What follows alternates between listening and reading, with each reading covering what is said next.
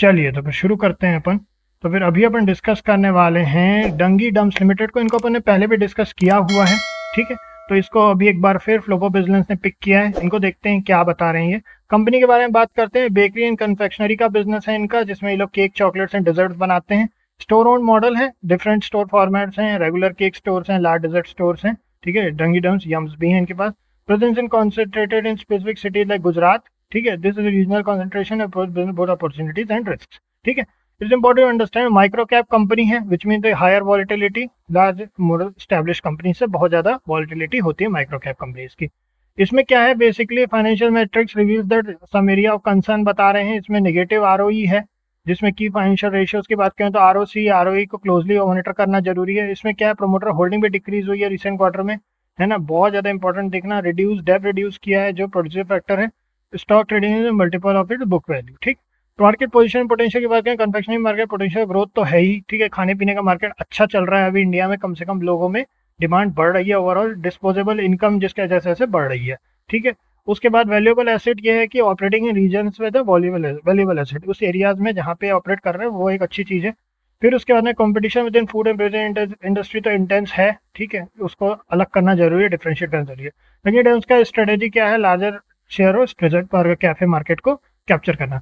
4 दिया है केवल 10 में से, तो अपने को थोड़ा ज़्यादा ही केयरफुल रहना है। इसमें क्या इंपॉर्टेंट नोट दिया है, क्रूशियल इंडिपेंडेंट रिसर्च है ये, क्रूशियल टू इंडिपेंडेंट रिसर्च करना जरूरी है।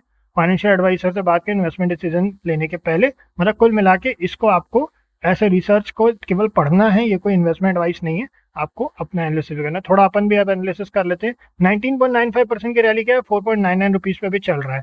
अगर अपन क्वार्टर रिजल्ट की बात करें तो 15 लाख का प्रॉफिट है दिसंबर 2024 में। उसके पहले 25 लाख का लॉस था, फिर 26, फिर उसके बाद उसके पहले भी लॉस था, ठीक है। फिर यहाँ PNL year on year basis पे देखे तो 88 लाख का लॉस, फिर 63 लाख का लॉस, फिर 1.20 करोड़ का लॉस, फिर 10.04 करोड़ का लॉस, फिर 2.05 करोड़ का लॉस। तो लगातार यहाँ पे लॉस पे चल रहा है, ठीक है। कैश फ्लो की बात करें तो 8 लाख का पॉजिटिव कैश फ्लो है। Highest positive cash flow operating activities है, 5.67% का। Highest negative cash flow -9.62 crore का जो है आपका फाइनेंसिंग एक्टिविटीज है। 5.67 लाख का ऑपरेटिंग एक्टिविटी से प्रॉफिट है, ये अच्छी बात है। बट ओवरऑल ध्यान रखने वाली चीज है कि प्रॉफिट्स वगैरह नहीं हो रहा है कंपनी को ऐसे कोई खास, ठीक है। अगर अपन यहाँ देखें तो 55.68% की प्रमोटर होल्डिंग है, जो कि ईयर ऑन ईयर बेसिस पे कम भी हुई है। अगर मार्च 2019 में देखें तो 68.59% था, और पब्लिक होल्डिंग बात करें तो 44.32% की है। तो ये जो चीज़ है इस तरीके से। अगर अपन यहाँ चार्ट को देखें तो पूरी तरह फॉल आ चुका है, बहुत ही ज़्यादा बुरी स्थिति है, ठीक है। तो इतनी बुरी हालत में हम तो इसमें इन्वेस्टमेंट से भी बचेंगे जब तक बुक्स अच्छी नहीं हो जाती हैं। कंपनी को ईयर ऑन ईयर बेसिस पे भी लॉस हो रहा है, तो थोड़ा सा कुछ वेट करना इसमें सही होगा। हम इसमें कोई भी अपनी एंट्री कोई पॉइंट डिसाइड नहीं कर रहे हैं। इसमें इतना ही है ना। अगर ये कंपनी की बुक्स बेटर होती हैं तो उसके बाद अपन प्लान करेंगे। अभी कंपनी की बुक्स अच्छी नहीं है तो इनसे दूर रहने में ही समझदारी है।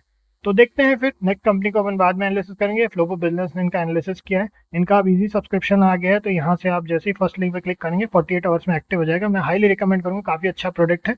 जो भी आप पैक आप एफर्ट कर सकते हैं, जो आपको सही लगता है ले लीजिएगा। बाकी अच्छा है, आप अगर यूज़ करेंगे तो आपको अच्छा लगेगा, ठीक है। तो इसमें इतना है, क्वांट ट्रेडिंग वगैरह पे भी काफ़ी अच्छी रिसर्च है, कंपनी एनालिसिस भी इनका अच्छा रहता है। चलिए तो फिर है ना, क्वांट ट्रेडिंग के ऊपर मैं आप लोगों से बात करूंगा। इनका एक अच्छी ट्रेडिंग स्ट्रैटेजी मुझे मिली है अभी कुछ दिन पहले इनसे, उससे भी अपन डिस्कस करेंगे। तो नेक्स्ट मिलते हैं फिर आप लोगों से। ओके।